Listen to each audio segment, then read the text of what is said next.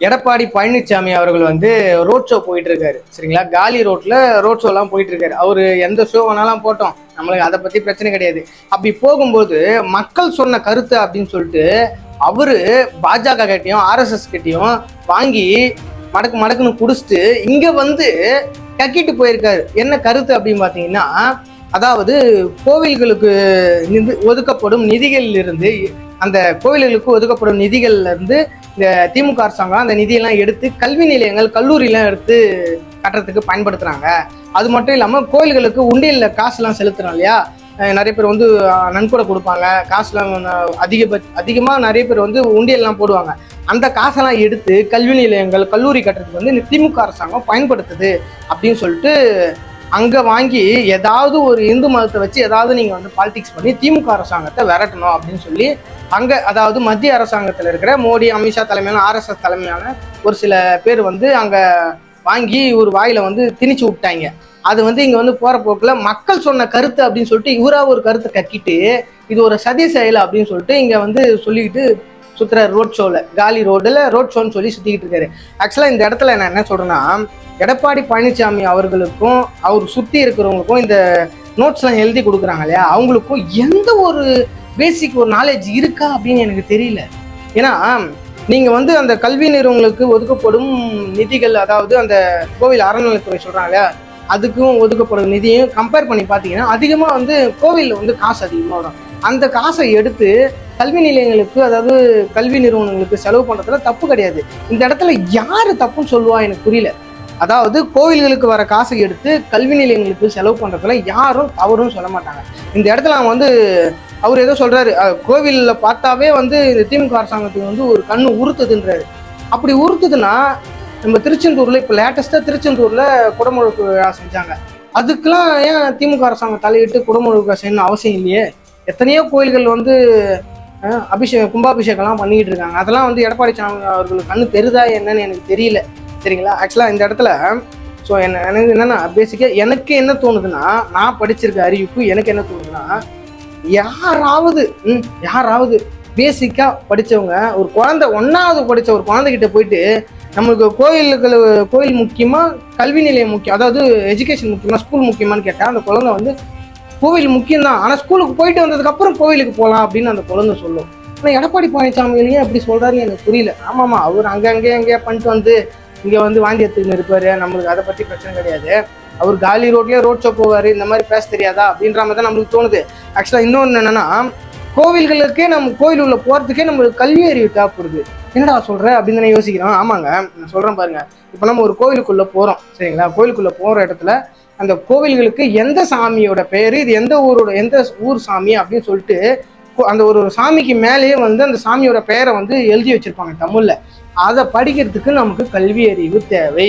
சரிங்களா, அது மட்டும் இல்லாமல் இந்த இடத்தில் கற்பூரம் ஏற்றாதீர்கள், இந்த இடத்தில் விளக்கு ஏற்றாதீர்கள் அப்படின்னு போட்டிருப்பாங்க. அதை படிக்கிறதுக்கு நமக்கு கல்வி அறிவு தேவை. எடப்பாடி பழனிசாமி அவர்களே கேளுங்க, கல்வி அறிவு தேவை.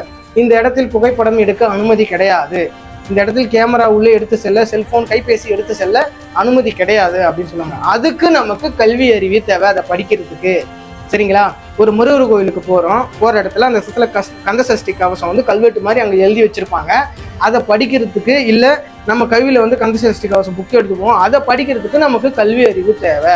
சரிங்களா, ஒரு சிவன் கோவிலுக்கு போகிறோம், சிவன் கோவிலுக்கு போனால் அங்கே வந்து இது திருவாசகம் எழுதி வச்சிருப்பாங்க, இல்லை திருவாசகம் புத்தகம் எடுத்து போகிறோம், அதை படிக்கிறதுக்கு நமக்கு கல்வி அறிவு தேவை. எடப்பாடி பழனிசாமி அவர்களை புரிஞ்சுக்க, அதுக்கும் நமக்கு கல்வி அறிவு தேவை. அது மட்டும் இல்லாமல் கோவிலுக்கு வெளியே வந்தால் அங்கே வந்து பழக்கடை, மாலைக்கடை, பூக்கடை, இந்த தேங்காய் பை விற்கிற கடைலாம் இருக்கும். அந்த கடையில் போயிட்டு அந்த கடையில் வியாபாரம் செய்யறதுக்கு கல்வி அறிவு, பேசிக்கான கல்வி அறிவு தேவை. சரிங்களா, இப்போ பேசிக்கான கல்வி இல்லை, பேசிக்கான கல்வி அறிவு வச்சு ஒன்றுமே பண்ண முடியல. இப்போலாம் அட்லீஸ்ட் ஒரு டிகிரி படித்தாதான் நம்மளை ஒரு பர்சனாகவே நம்மளை ஒரு மதிக்கிறாங்க. அந்த காலகட்டமாக ஆயிடுச்சு. ஏன்னா அவ்வளோ எஜுகேஷனாக நிறைய பேர் படிச்சுட்டு வந்திருக்காங்க. ஆனால் இன்னமும் நம்ம வந்து படிக்காமல் இப்படி சுற்றிக்கிட்டு இருந்தா என்ன? சரிங்களா, அப்படி வெளியே பழக்கடை வச்சுட்டு டேலி பண்ணுறதுக்குலாம் கூட நம்மளுக்கு கல்வி அறிவு தேவை. இப்படி கோவில்களுக்குள்ளேயும் கோவிலை சுற்றியும் நம்மளுக்கு இவ்வளோ கல்வி நம்மளுக்கு பயன்பாடு தேவைன்னும் போது, அப்போது கோவில்களுக்கு ஒதுக்கப்படும் நிதியை எடுத்து நம்ம கல்வி நிலையங்களுக்கு செலவு பண்ணுறதுக்கு என்ன தவறு? யார் இதை தவறுன்னு சொல்றா சொல்லுங்க? மக்கள், எந்த மக்கள் அதை தவறு, அந்த மக்களோட கருத்து அப்படின்னு சொன்னாங்கன்னு எனக்கு தெரியல. அவங்கெல்லாம் கொஞ்சம் நீங்க பேட்டி கொடுக்கும்போது அவங்களை கூப்பிட்டு கொஞ்சம் பேச வச்சிருக்கலாம், அது கொஞ்சம் மதிக்கத்தக்கதா இருந்திருக்கும். சரிங்களா? சரி, அதை விடுங்க. அது கூட காசு கொடுத்துருவீங்க, அதுக்கப்புறம் திருப்பி வீடியோ எடுத்து போட்டுருவாங்க, நான் அப்படிலாம் சொல்லலை, சொல்ல வச்சாங்கன்னு சொல்லிட்டு. சரி, அடுத்தது என்னன்னா, கோவில்களுக்குள்ள இருக்காங்க இல்லையா பிராமணர்கள், அவாக்கள், அவங்கெல்லாம் அவங்களோட குழந்தைங்களை அப்போவே என்ன பண்ணிட்டாங்க, இவங்க கோயிலுக்குள்ள காசெல்லாம் எடுத்து அவங்க வள கலெக்ஷன்லாம் எடுத்து அவங்க பிள்ளைங்களை வந்து படிக்க வச்சு ஒரு ஹையர் எஜுகேஷன் வெளிநாட்டுலாம் படிக்க வச்சுருக்காங்க.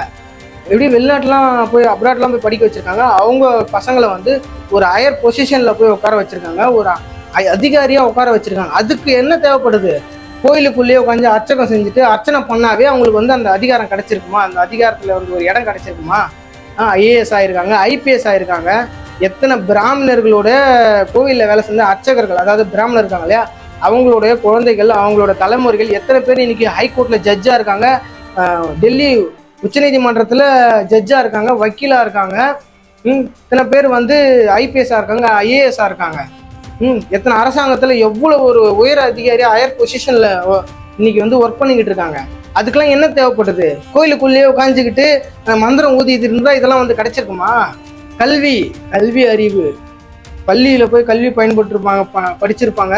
அடுத்தது கல்லூரியில் போய் கல்வி பயின்றிருப்பாங்க. இதெல்லாம் இருக்கிறதுனால தான் அவங்களுக்கு வந்து அந்த இடத்துக்கு போயிருக்கு. ஆனால் இன்னமும் நீங்கள் வந்து கோயில்களுக்கு ஒதுக்கப்படும் நிதிகளை வந்து கல்வி நிலையங்களுக்கு செலவு பண்ணக்கூடாதுன்னா இது எந்த விதத்தில் நியாயம் சொல்லுங்கள்? எந்த விதத்தில் நியாயம்? சரி, அவங்களுக்கு ஒதுக்கப்பட்ட நிதி, கோயிலுக்கு அறநிலையத்திற்கு ஒதுக்கப்பட்ட நிதியை வந்து வேணாம், கல்வி நிலையத்துக்கு செலவு பண்ணலாம். உங்கள் அவ்வளோ கொடநாடு எஸ்டேட்டு வழக்கு இருக்குது, எவ்வளோ ஊழல் பண்ணிடுறீங்க. அந்த ஊழல் காசெல்லாம் எடுத்து வெளியே போடுங்க, எடுத்து கல்வி நிலையத்துக்கு செலவு பண்ணலாம். சரி, அடுத்தது என்னன்னா, உங்கள் குழந்தைங்கள, உங்கள் பேர பசங்களை வந்து நீங்கள் படிக்க வச்சுருங்க. ஏன்னா அவ்வளோ ஊழல் பண்ணி காசு வச்சுருக்கீங்க. ஏழை எளிய மக்கள், நடுத்தர மக்கள், அவங்கெல்லாம் அரசாங்க பள்ளியிலையும் அரசாங்க கல்லூரியிலையும் தான் படிக்கணும். ஆனால் நீங்கள் சொல்கிறது என்னென்னா, அதெல்லாம் படிக்கக்கூடாது, நீங்கள் வந்து இன்னமும் வந்து கையை கட்டிக்கிட்டு இன்னும் எங்கள் கீழே தான் வேலை செஞ்சுக்கிட்டு இருக்கணும், அடிமையாக இருக்கணும் அப்படின்ற மாதிரி, சட்டை போடாமல் அடிமையாக இருக்கணும் அப்படின்ற மாதிரி சொல்கிறீங்க.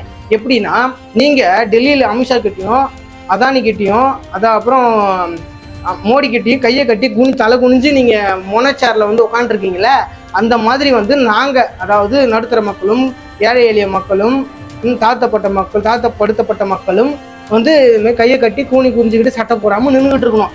இப்போ இவங்கெல்லாம் கல்வி அறிவு பெற்று கல்வி பெற்றாங்க, இவங்க போய் வந்து நமக்கு மேலே உட்காந்துருக்காங்கன்னு உங்களுக்கு காண்டு. அதெல்லாம் வேற நீங்கள் நினச்சிக்கிட்டு இந்த மாதிரி ஒரு போகிற போக்கில், இதெல்லாம் ஆர்எஸ்எஸ்ஸோடைய இந்த பாஜகவுடைய சித்தாந்தம். அதை எடுத்துட்டு வந்து திரும்ப இந்த எடப்பாடி பழனிசாமி அவர்கள் வந்து தமிழ்நாட்டில் வந்து வாந்தி எடுத்துக்கிட்டு இருக்காரு. இது எந்த விதத்தில் நியாயம்னு எனக்கு தெரியல. ரோட் ஷோ போனால் ரோட் ஷோ போங்க. திமுக அரசாங்கத்தில் இருக்கிற திமுக அரசாங்கம் என்னென்ன ஊழல் பண்ணிச்சு, திமுக அரசாங்கம் என்னென்ன குறைபாடுகள் இருக்குது, திமுக அரசாங்கம் என்னென்ன தவறு செஞ்சாங்க அப்படின்னு சொல்லிட்டு அதை பற்றி சொல்லுங்க. தமிழ்நாட்டில் நடக்கிற அரசியல் ரீதியாக என்ன நடக்குது அதை பற்றி சொல்லுங்க. அதை விட்டுட்டு கோவில்லையும் திரும்ப அவங்க வந்து என்ன பண்ணுறாங்க, இந்த கோவிலையும் கல்வியையும் ஒன்றா சேர்க்குறாங்க, ஒன்றா சேர்த்து அதை பற்றி கொலாபரேட் பண்ணுறாங்க. இன்னமும் வந்து அந்த மதத்தை வச்சு கோவிலை வச்சு கடவுளை வச்சு எதுக்கு இந்த அரசியல்? நீங்கள் இந்த மாதிரி அரசியல் பண்ணத்தான் இப்போ இருக்கிற தலைமுறைகளுக்கு வந்து கடவுள் மேலே பெருசாக நம்பிக்கையே இல்லாமல் போகுது. ஏன்னா இவங்க வந்து சொகுசாக காரில் வர்றாரு, ஏசி பஸ்ஸில் ரோட் ஷோன்ட்டு வர்றாரு, இவர் ஜாலியாக தான் இருக்காரு. ஆனால் நாங்கள் கஷ்டப்படுறோம், உண்மையாக இருக்கோம், நேர்மையாக இருக்கோம், நாங்கள் படிக்கிறோம், எங்களுக்கு எதுவுமே கிடைக்க மாட்டேங்குது, எந்த வாய்ப்பும் எங்களுக்கு கிடைக்க மாட்டேங்குது. உங்கள் குழந்தைங்களுக்கு, அரசியல்வாதிகளுக்கு சேர்ந்த அவங்க குழந்தைங்களுக்கு, அவங்க தலைமுறைக்கு மட்டும் எல்லாம் கிடைக்குதுன்னும் போது அப்போ எங்களுக்கு கோவம் வருது. கடவுள் அவங்களுக்கு மட்டும் எல்லாம் கொடுக்குறாரு, எங்களுக்கு ஏன் கொடுக்க மாட்டாருன்ட்டு எங்களுக்கு கோவம் வருது. உங்களை விடவா நாங்கள் கோயிலுக்கு போய் இப்போ பரிகாரம் செய்யாமல் இருந்திருப்போம்? எத்தனை வாட்டி கோயிலை சுற்றிருப்போம், எத்தனை விளக்கு வச்சிருப்போம், எத்தனை கற்பூரம் ஏற்றிருப்போம், எத்தனை சுற்றிருப்போம். ஆனால் நீங்கள் ஸ்ட்ரைட்டாக உள்ளே வருவீங்க. எப்படி ஸ்ட்ரைட்டாக வந்து ஒரு 1000 ரூபாய் டிக்கெட் 2000 ரூபாய் டிக்கெட் கொடுத்துட்டு அப்படியே கோயிலில் ஸ்ட்ரைட்டாக உள்ளே போய் நின்று கருவறையில் நின்று மாலையை போட்டுக்கிட்டு அழகாக ஜம்முன்னு போயிடுவீங்க. ஒரு நாளாவது 108 சுற்றிருக்கீங்களா முருகர் கோயிலில்? அதுவும் இந்த சூரசம்பாரம் சஷ்டி அப்போலாம் 108 சுற்றிருக்கீங்களா? சுத்த முடியுமா அந்த கூட்டத்தில் நெரிசலில்? நான் சுற்றிருக்கேன், நாங்கள் சுற்றிருக்கோம். எதுக்கு? எங்களுக்கு வேலை கிடைக்கணும் அப்படின்னு சொல்லிட்டு, எங்களுக்கு அந்த நினச்ச வேலையை கிடைக்கணும், நினச்சது நடக்கணும்ன்ட்டு. ஆனால் நீங்கள் அதெல்லாம் எதுவுமே பண்ணாமல் உங்களுக்கு மட்டும் எல்லாம் கிடைக்குதுன்னும் போது எங்களுக்கு வயிற்றுச்சலாக இருக்குது, கடுப்பாக இருக்குது. ஏன்னா நீங்கள் தலைமுறை அரசியல் பண்ணிக்கிட்டு இருக்கீங்க, தலைமுறையுமே உங்கள் குழந்தைங்களாம் நல்லா சொத்து சேர்த்து வச்சுருக்கீங்க அவங்களுக்கு. ஆனால் எங்களுக்கு அரசாங்க பள்ளியில் படிச்சிருக்கோம், அரசாங்க கல்லூரி படிச்சிருக்கோம். அப்படி படித்து ஏதோ ஒரு டிகிரி இப்போ வாங்கிட்டு இப்போ வேலைக்காக திண்டாடிக்கிட்டு இருக்கோம். ஆனால் அந்த அரசாங்க கல்லூரியும் அரசாங்க பள்ளியும் இல்லைன்னா அப்போ எங்கள் நிலைமை இன்னும் கையை கட்டிக்கிட்டு நின்றுக்கிட்டு இருக்கணும். அதுதானே நீங்கள் எதிர்பார்க்குறீங்க. ம் இந்த எடப்பாடி பழனிசாமி அவர்கள் பொதுவாக என்ன சொல்கிறாரு அப்படின்னு பார்த்தீங்கன்னா, இன்னமும் அவர் வந்து எப்படி அரசாங்கம் இந்த பாஜக ஆர்எஸ்எஸ் பாஜகவோட சித்தாந்தத்தை பயன்படுத்தி கொஞ்சமாக பண்ணிக்கிட்டு இருக்காங்க. எனக்கு இன்னும் இதை விட ஒரு ரொம்ப ஒரு உறுத்துற விஷயம் என்னன்னா, அவங்க பேர் எடப்பாடி பழனிசாமியோட கட்சி பேர் என்னன்னா அனைத்து இந்திய அண்ணா திராவிட முன்னேற்ற கழகம். அண்ணா திராவிட முன்னேற்ற கழகம். அந்த அண்ணான்ற பேரைய நீங்க கட்சியா வச்சிருக்கீங்க. ஆனா முருகர் மாநாட்டுல அந்த அண்ணாவை இழிவுபடுத்துற மாதிரி காணொலி எல்லாம் போட்டிருக்காங்க. அதுக்கு ஒரு வார்த்தை கண்டனம் தெரிவிக்கல. நீங்கள்லாம் எதுக்கு கட்சி பேர்ல அண்ணா திராவிட முன்னேற்ற கழகம் நீங்க வச்சிருக்கீங்க? அண்ணாவை தூக்கிடுங்க தயவுசெய்து. எங்க அண்ணாவை வந்து நீங்க இழிவுபடுத்துறீங்க. அண்ணா திராவிட முன்னேற்ற கழகம்னு வச்சுட்டு அவ்வளவு இழிவுபடுத்திக்கிட்டு இருக்கீங்க. கட்சி பேரே உங்களால காப்பாற்ற முடியல. ஆனா அவனை கூட்ட நின்று போயிட்டு அங்க போய் நின்றுக்கிறீங்க கையை கட்டிக்கிட்டு. நீங்களே எந்த ஒரு இதுல பேசிக்கிட்டு இருக்கீங்கன்னு தெரியல. மக்கள்லாம் இன்னும் முட்டாள நினைச்சுக்கிட்டு இருக்கீங்களான்னு தெரியல. மக்கள்லாம் நீங்க மக்களை முட்டாள் என்னைக்கு நினைச்சுக்கிட்டு இருக்கீங்களோ அது வரைக்கும் நீங்க தோத்துக்கிட்டு தான் இருப்பீங்க. அது வரைக்கும் தமிழகத்துல பாஜக கால் ஊன்றவே முடியாது. சரிங்களா?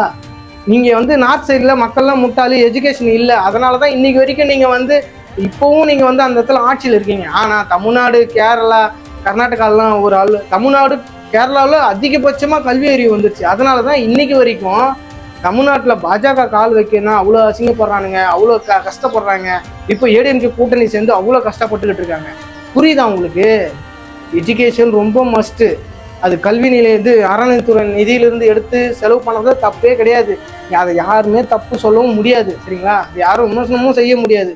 அதெல்லாம் தாண்டி நீங்க பண்றீங்கன்னா உங்க நிலைமை, நீங்க எந்த அறிவில் இருக்கீங்கன்னு பாருங்க. நீங்க வந்து இன்னமும் அந்த பழைய வந்து இந்த இன்னொருத்தவங்க கிட்ட கையை கட்டி வேலை செய்யணும், இன்னொன்று ஏழை இந்த தாழ்த்தப்படுத்தப்பட்ட மக்கள் வந்து அப்படியே தான் இருக்கணும், அதை மாதிரி அந்த ஒரு மைண்ட் செட்டில் தான் நீங்கள் இருக்கீங்க. நல்லா தெரியுது. மக்கள் இதை வந்து பார்த்துக்கிட்டு தான் இருக்காங்க. நீங்கள் பேசுகிற பேச்செல்லாம் ஆர்எஸ்எஸ் பாஜக சொல்கிற வந்து சித்தாந்தத்தை நீங்கள் வந்து இங்கே வந்து கக்கிட்டு வாந்தி எடுத்துக்கிட்டு இருக்கீங்க. அது மட்டும் நல்லா புரியுது. மக்கள் பார்த்துக்கிட்டு இருக்காங்க. அதை மட்டும் புரிஞ்சுக்குங்க.